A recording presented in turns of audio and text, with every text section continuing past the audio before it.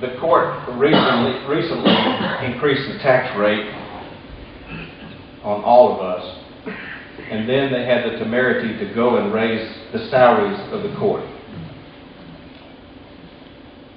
In order to lower taxes, you have to cut the budget. So I'd like to ask Ms. Jones how she plans to cut the budget. Actually, that's not quite accurate. They raised their salaries in fiscal year 09 by 15%. And I would take a $20,000 decrease in the current judge's salary whenever I take office.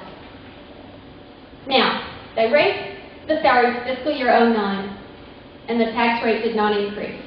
The tax rate did increase for fiscal year 2010. It increased because the voters voted bonds that would have increased the tax rate by $0.015 for $100.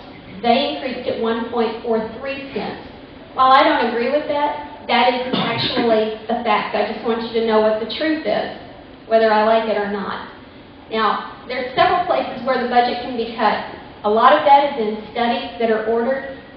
The job of electing these officials is that you are electing people that actually know how to run the county. There should not be studies for every single decision that the county commissioners court makes.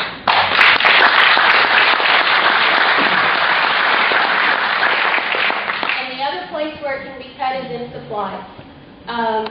There has been some talk about $1.5 million being cut, but that is not exactly true. I can go into that later after this. Thanks. Thank you, Peggy. Okay, now I'm going to open up yes, sir. Law enforcement in the county. I believe our sheriff's deputies were supposed to get a raise a couple of years ago, and they didn't get it. How are both of you going to take care of our law enforcement officials? How are we going to meet the needs of the sheriff's office and the jails and all of those things with our raising taxes? She was first, so okay. All right. One thing I'm going to tell you is my nephew went through law enforcement training. He looked at jobs in Hays County, and he said, I can't afford to take a job as a sheriff's deputy in Hays County. That hits home. That's my own nephew. I've got two of them that are in law enforcement. One is NYPD, and the other one is now working for Travis County Sheriff's Office.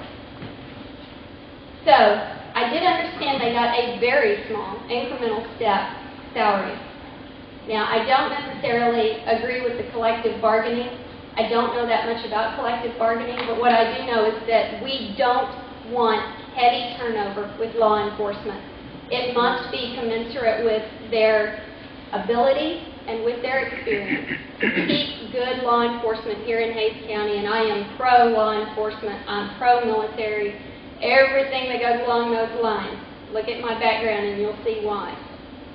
Because too many people in my family are in those fields. So what I would like to say is that it has to be done, and if we cut it in one place, then it opens up the door for the salaries to be brought up. Thank you, Peggy. Law enforcement has always been dear to my heart. No one in my family is in law enforcement.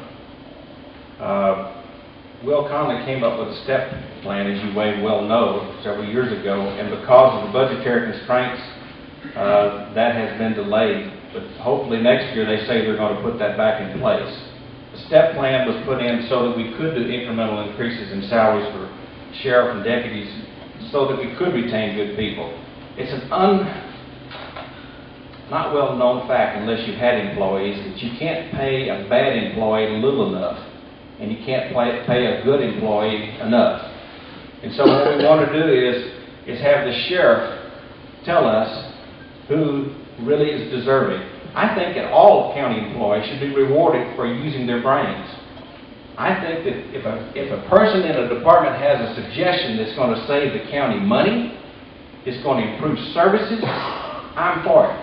We hire good people, give them good direction, supply them with what they need to do their job efficiently and well, and I'm all for that.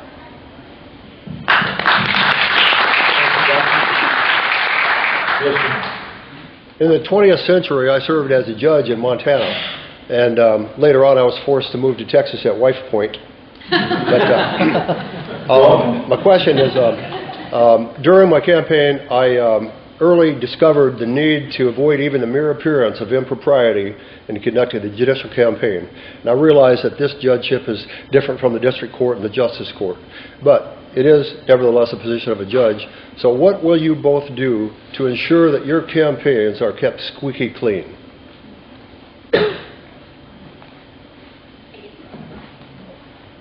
Well, it has been offered to me to plant questions, and I will say that I have avoided that and told people, no, I won't participate in that. I won't participate in going that direction at all, where questions that are possibly hard, potentially negative, are brought out like that. Other than that, I won't spread rumors. I haven't spread rumors, and that's all I can say is I'm just me. I'm just trying to run on my own merits, and that's what I want you to see. Thanks.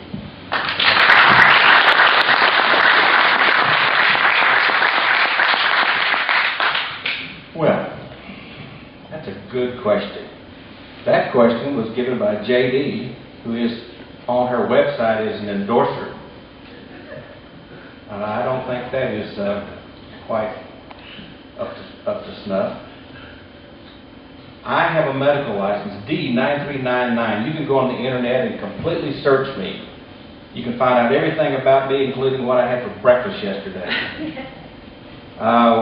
People I know have searched for Ms. Jones' water operator license on the internet and been unable to find it. I will disclose to you my license. You can check it. I asked her to do the same thing. It's not impropriety. It is not mud if you are giving facts, publicly available facts, to clarify qualifications of a candidate. That's not mud, that's facts. You, the voter, need to know if someone's credentials are clear, are they supportable, or are they suspect.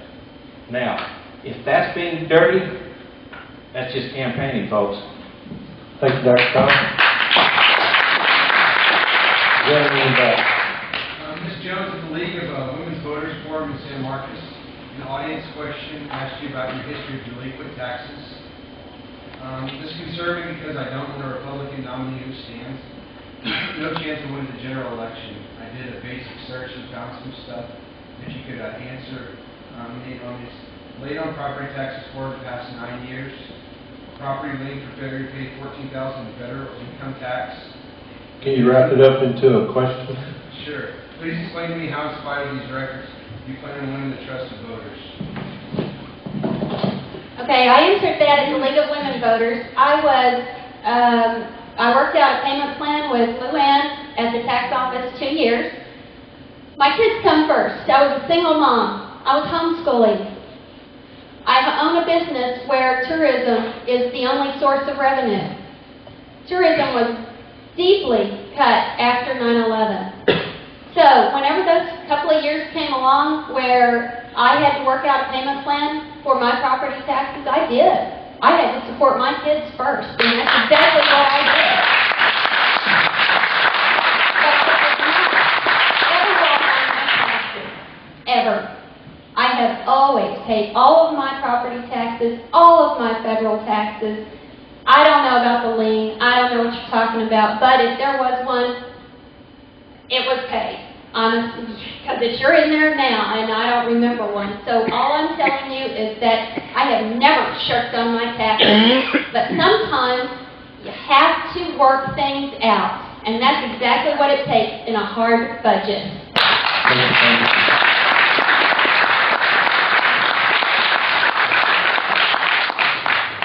Are there any other questions from the audience? No questions from the audience. Well, I thank you all for your attendance in this debate. This ends the Hays County Judge. I appreciate everybody coming out. I think, Dan, would you like to make a few more comments? As Dan comes up here and candidates leave, thank you all very much.